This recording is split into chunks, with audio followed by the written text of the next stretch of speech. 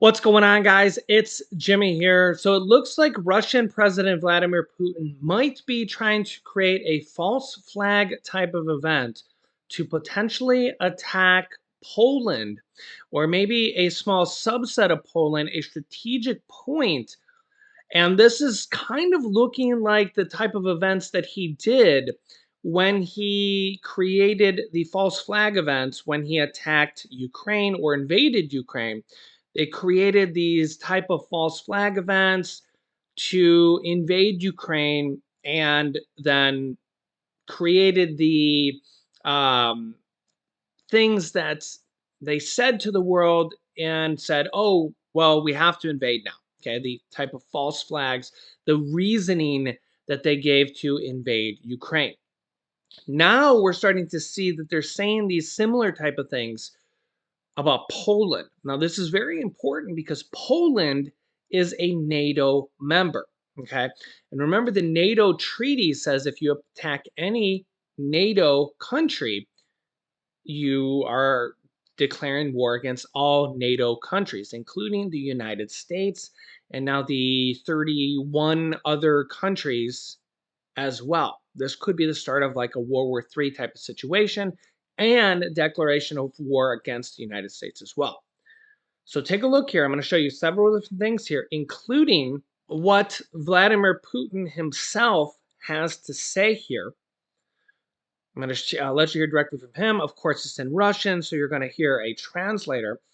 I'm also going to let you hear what Russian state TV has to say on Russian TV. Okay, now remember, Russian TV is controlled by the government, similar to what was in Nazi Hitler, World War II. Remember that they only let you hear what the government had to say.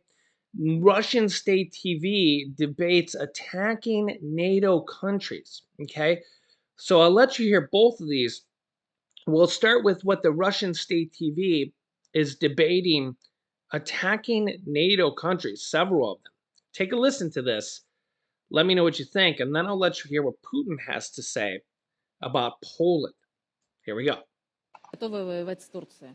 Но там еще Оля, Эрдоган Оля, претендует значит, на Черное Турция, море, ну чуть-чуть. значит, с Турцией мы воевать не будем. С Турцией мы со времен помидоров А Болгария, как-то Румыния тоже там. договариваемся. Значит, Болгария, Румыния — это просто базы НАТО. Болгария, там все побережье наших граждане, они как бы все начнут демонстрировать там. Не волнуйтесь, в этом смысле никаких проблем нет. Это не те державы, с которыми имеет смысл сюсюкаться. Просто шарахнем. Что? Шарахнем просто. Не, мы шарахнем. Сначала нам нужно закончить на Украине, Оля. Поэтому точно. давайте Двигаемся без в сторону шапкозакидательских заявлений. Это, Петр Олегович, вы сказали, что Черное будем море, шарахать внутреннее море и России. шарахать. А Да, я конечно. Босфор и Дарданеллы. перепугалась в какой-то момент. So for some more context here, it says Bulgaria and Romania are just NATO bases. They said as they rejected the notion of waging war with Turkey. In Bulgaria, our citizens occupy the whole coast. They'll start showing everything. There's no problem there because of their citizens occupying the rest.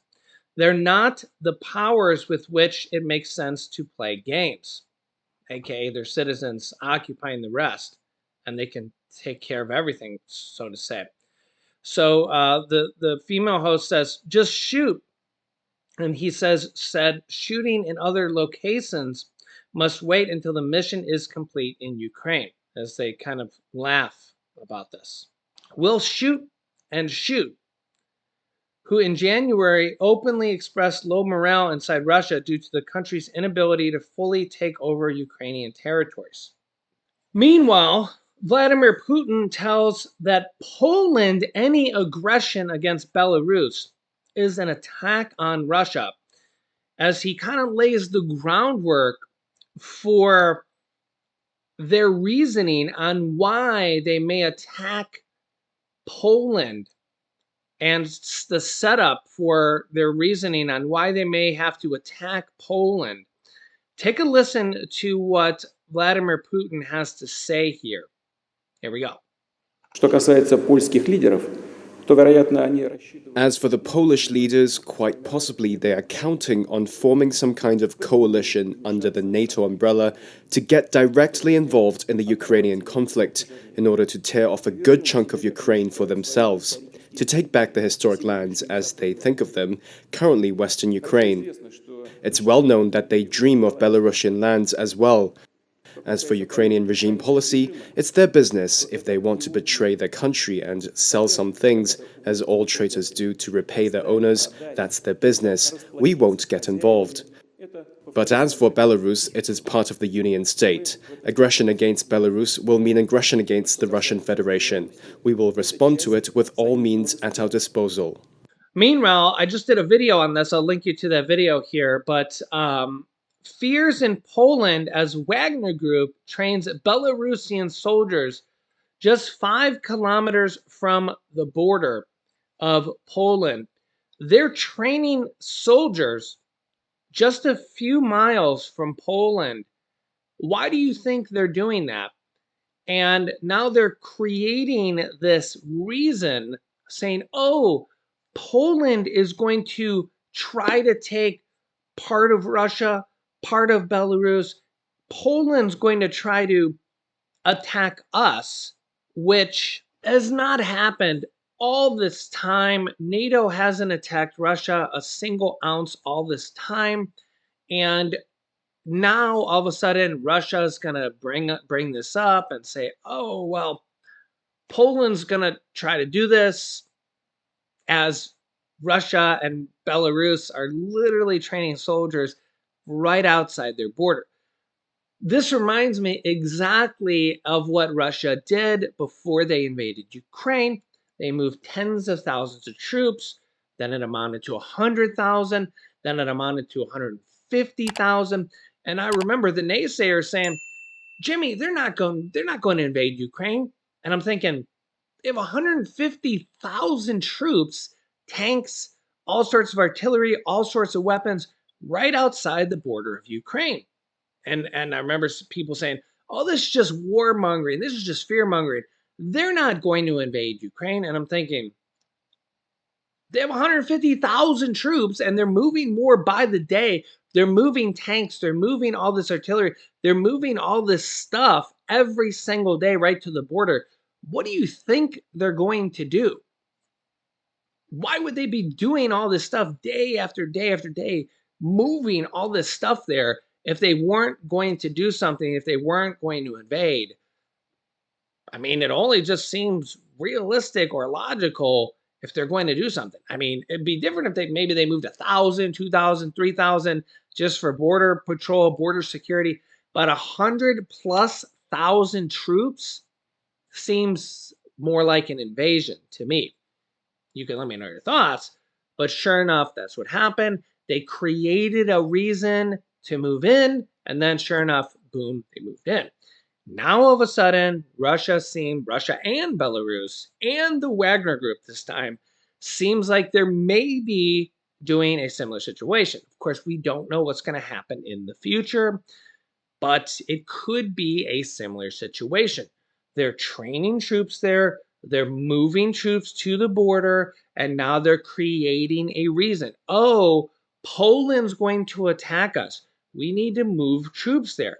We need to have, and well, they're already creating a reason. We need to train troops there, in case they attack us. And then lo and behold, you know what the next thing will be? We need to attack them first, right? And then, they'll create up some reason, oh, they're going to try to attack us, or something happened, and then they'll create some false flag alert, something that didn't actually happen, and then boom, we will be at war with Russia. Poland, because remember, if Poland becomes attacked, it's a declaration of war against all NATO countries, which includes the United States. So this is very, very serious. I don't know why Russia's doing this, besides the fact that they want this one strategic point, which I will link you to in this other video. Now, I actually had a couple people say, why would Russia want to link, or why would Russia want to awake the sleeping giant in this case, the United States and NATO. And my only comeback to this is, well, why did Japan want to wake the sleeping giant, the United States, when they did Pearl Harbor? You let me know your thoughts on that. But that's exactly what happened in World War II. Japan bombed Pearl Harbor, awoke the United States, the sleeping giant, and brought us into the war. And then look what happened.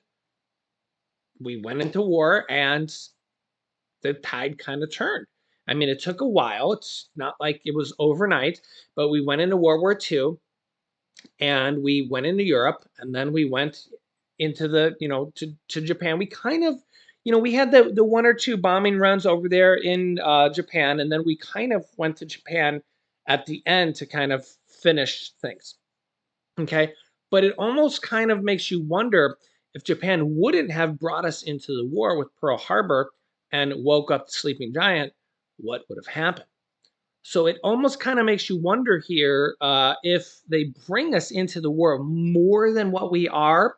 Because if you actually know, kind of back in World War II, we were supplying tanks and munitions to the United Kingdom, similar to kind of how we are now with Ukraine. Okay. But now it's almost like, does Russia want to wake the sleeping giant and actually bring us into the war and actually bring NATO into the war? You can let me know your thoughts on this, but we will see. I hope not, because I mean, I don't think we actually want to be in an actual war more than just supplying things to Ukraine. But I will keep you up to date. Let me know your thoughts here in the comments. If you haven't yet, click the subscribe button down below and the bell icon so you don't miss out on any new videos. It's completely free to do so. New videos come out here every day at 10 a.m., 3 p.m., and 8 p.m. Eastern Standard Time. Please share these videos, the share button down below, and like these videos so other people can see them. It also helps our YouTube channel grow.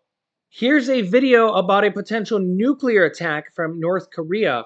And here is my video about Vladimir Putin and them taking the strategic point from Poland. So click on one of those videos next. Thanks for watching, guys, and I'll see you in the next video.